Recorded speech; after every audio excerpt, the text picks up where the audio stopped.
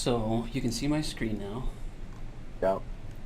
So this was the situation that I was dealing with. So this building has two 30-degree bends in it, and nobody manufactures 30-degree grooved elbows. Right. So what I did was I created these custom elbows. And the process that I followed to create these elbows was as simple as taking an existing elbow, and we'll just go with a grooved 45. It doesn't really matter what size. So you take an existing fitting, an existing elbow, and it sounded like you're looking for something more like 8 degrees. Right. So we could do the same thing and drop this down to like 11 1/4. All right. Because that's what the system wants to put in it. But you can obviously tell there's gaps. Sure, there's going to be deflection on between the pipe Right. and the and it's probably not you're probably not going to be able to make this work even with flexible couplings. No, it's too much for deflection. Okay, understood. So the process you would want to follow would be to take an existing elbow that's as close as possible to what your desired end results should be. Once we've got this in the drawing, we select this elbow, and then we go to Parts Database and select Add New Parts Book Item. From here, because we've got this elbow selected in our drawing, the program will automatically change the selection option to use the existing part and use this part to clone the new part that we're creating. So rather than starting from scratch, defining a new part from scratch, this will save a few steps.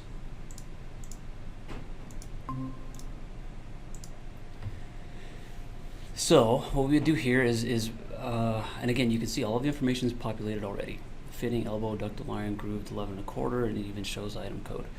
Then at Right. this point, below this section, what we can do in the new description is we can either leave this and then add to it. I'm going to call this 8 degree or something. Or you can change the description in its entirety. Once we've created this, we do have the ability to modify the description. So if you type something in that you don't necessarily like, you can go back and change it later, or in the next step, I guess. So I'll just call this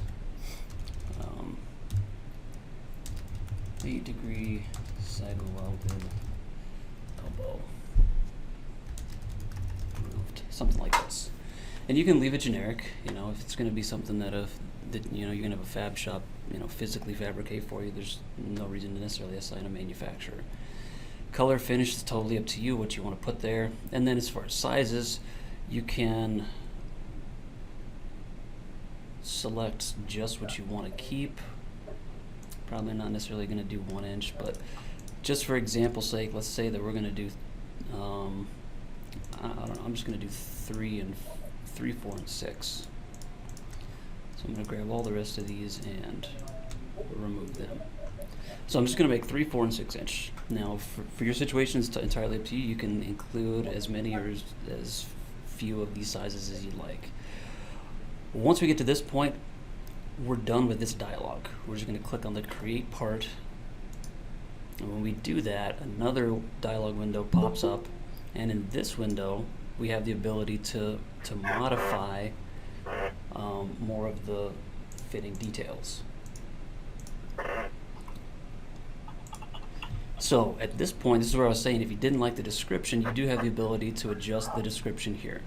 Now, you're going to want to change this short description. This carried over from the part that we cloned. Right. And this is what will populate in stock list reports, like loose lists. So it would be important for us to go in here and change this. Something like that, 8, or, maybe even put that in. Okay.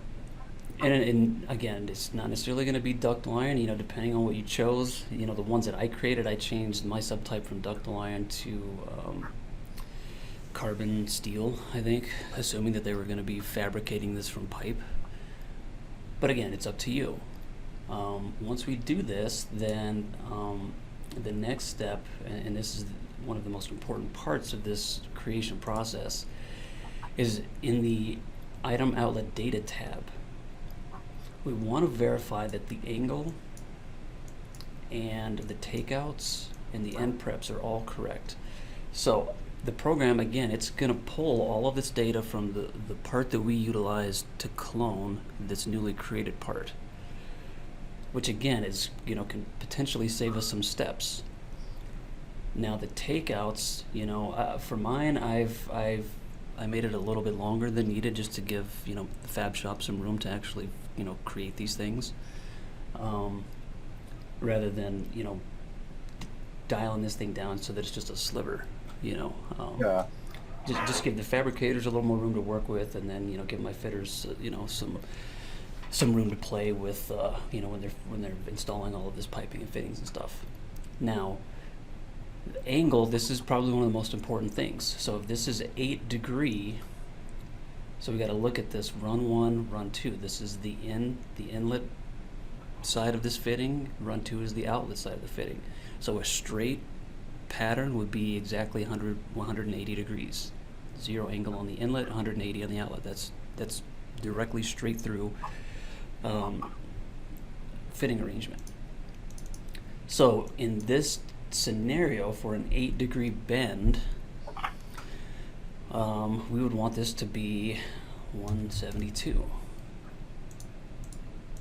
We want to adjust that for each size of this fitting that we've created. Now I'm just going to leave these takeouts and distances. So for grooved fittings, the takeout and the distance will always be the same. There's no make-in distance. If we're creating a fitting that has some sort of make-in, then the takeout and the distance outlet would be different. The takeout would be the empty space between the center point of the fitting and the end of the pipe as it's made into the fitting, and then the distance out would be the physical distance from face of fitting to center of fitting. But again, in this scenario, we're creating a grooved fitting where there is no make-in, so these values should always be the same. Now, once this is done, we can hit done, done. Now I can take this same fitting that I used to clone and... Can we back up one step? Sure, hold on. Let me get this back up here. Okay. So, go into your item outlet data. Yes, sir. So the takeout, mine's not seeming to want to change. Oh, there we go. So right now it's defaulted at like 1 1/4. Okay. So if I want to make this 1.5 inches, now it's working. Damn it. Of course. So I have noticed certain times when we're entering data into these fields that it doesn't necessarily, the display of this dialog doesn't always necessarily update. I've ran into that in the past in older versions. I feel like it's an issue that has been corrected in 2019, but there were times where I would enter data into these fields and it wouldn't update the display to reflect the new value that I had entered until I closed out and then reopened it, and then the display would update and it would reflect the new values that I had entered. So that might have been something you were experiencing there.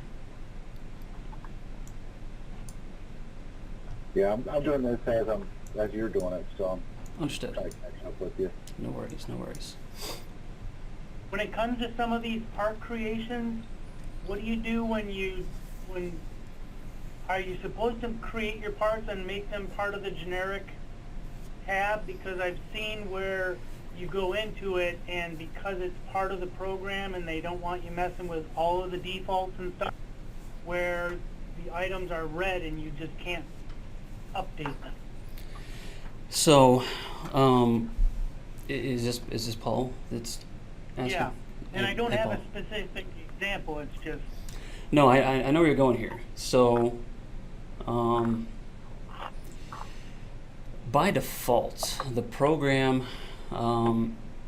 is shipped with a distributed database of parts, and we intentionally lock those parts down because of the way the program interacts with those parts. There's potentially a high risk of corrupting the database or unintentionally negatively impacting the way the program functions if someone was to accidentally change something Right. within the distributed parts database. So we intentionally lock those down, and we don't necessarily recommend modifying those parts because of how they are integrated into the program's basic functionality. With regard to things like, smart pipe logic, fitting harmonization, auto fittings, stuff like that. Now, having said that, there is always the possibility that you might need to, or a designer might need to just simply add a size. And in a lot of times, adding a size to a generic distributed part is a lot easier than going through this cloning process. So I have worked with individual designers one-on-one in scenarios where they're just looking to add a size that doesn't exist. And so I walk them through the Right. process of how to modify a distributed generic part, because they don't necessarily, at this stage in their design, don't necessarily know specifically what manufacturer that they want to use. They haven't priced things out yet, so they don't want to necessarily, download and use a manufacturer part or specify a manufacturer part in their design at this stage. They just want it as, kind of a placeholder, a generic placeholder. But within the distributed generic parts database, maybe a size doesn't exist that they need to use. exactly. From a designer perspective, my approach for scenarios like that has been to modify and just add that size. Now, it's very important that you're very careful in doing this. So let me wrap this up, Paul, and then I'll circle back around and kind of show you how you can modify generic parts if needed. Yeah, I didn't mean to interject on your question, Chris. No, that's fine. It kind of all goes together a little bit. Okay. So at this point, we click done. Yes, so we can click done. Now back in our drawing space, we should be able to change the description, assuming that we didn't change the type, and then select the new fitting that we just created.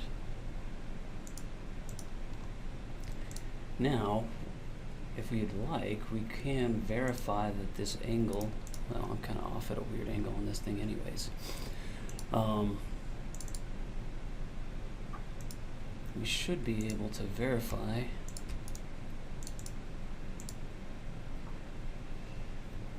let me just place a coupling here, that we've got this 8-degree, Nice. and we've got this 8-degree bend here.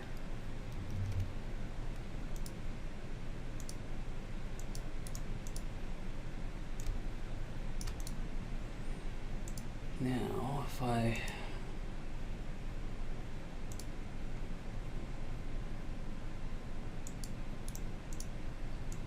boy, that was kind of doing this in a closed space here, but I did measure, drop in an angular dimension here, and it sure enough populated an 8-degree angle on this fitting. So that's it. That's all you need to do. Now let's say that at this point you've got some sizes, but you're not necessarily haven't necessarily completed your design process. Maybe you're still in the middle of running some hydraulic calcs, you haven't finished them yet, and you realize, oh no, I need a size that I didn't create when I first created this part. Not a big deal. once you've got the part created, again, we can select the part in the drawing, go to our parts database, edit the part. In the item size data tab, we can click on the add sizes button and then select whatever size that we're missing that we need to add. Now once we do this, so let's say that I need to add a 2.5 inch size. So it populated that new size.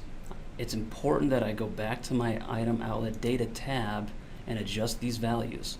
So when we add sizes after the creation process, the program doesn't necessarily have anything to base these values upon. We're just adding a size and it's generating some generic data, but it doesn't, unlike the cloning process where we had a part that the program was referencing and pulling data from that part, when we add a size, it doesn't have that. So that's why the end type came in plain end, and these takeouts came in ridiculously small. And again, these takeouts came in with the assumption that this fitting for this size has a make-in connection, which it doesn't. And it also assumed that this, because it's an elbow, that it's a 90-degree elbow, which it isn't. So just be aware that when you add a size to any part, the program is going to plug in some very, very generic data that you will need to adjust. Okay. So I'm just going to go ahead and plug that back in, and then this, I'll just leave this at 1.5 here. Same thing there. I'll just make this kind of match. And then make sure that these are changed to grooved, not female grooved, but just regular grooved.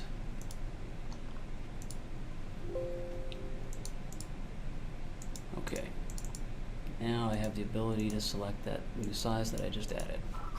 So that's the process. It sounds like it worked out on your end, Chris. Yes, perfect. And so now that's in your parts database. It's there forever, unless you manually delete it or change your database location. And when you generate stock list reports, this description will populate in your stock list reports.